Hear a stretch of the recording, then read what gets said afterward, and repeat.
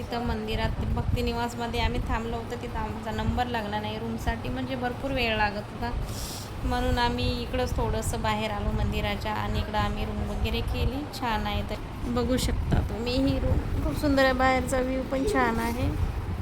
काय झालं रे? कुठं तू कशाने आला? मुलं खूप खुश आहे. उद्या दर्शन करू. कसं वाटत आहे?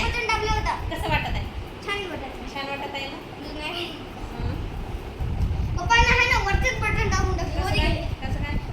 माहित आहे?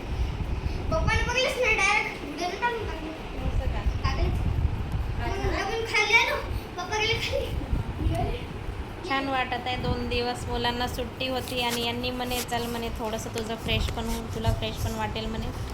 2 दिवस तुला पण सुट्टी म्हणे, म्हणून आम्ही आलो देवदर्शनाला. 2 दिवस स्वयंपाकाचं टेन्शन नाही, भाजीचं टेन्शन नाही, काय बनवायचं. मम्मी म्हणत आहे हो म्हणते घरी भाजीपोळी केली असती तर छान राहिलं असतं म्हणते.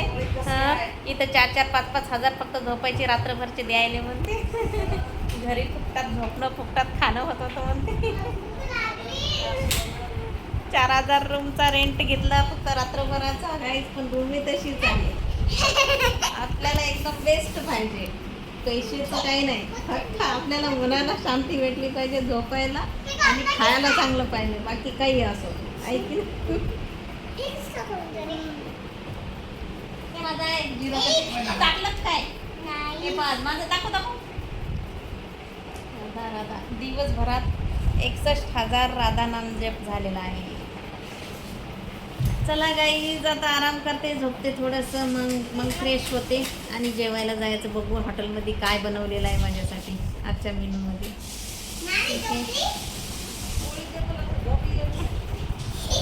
काय हे बघा जेवायला आलेला आहोत. इथं खूप छान असा नाईटचा व्ह्यू आहे.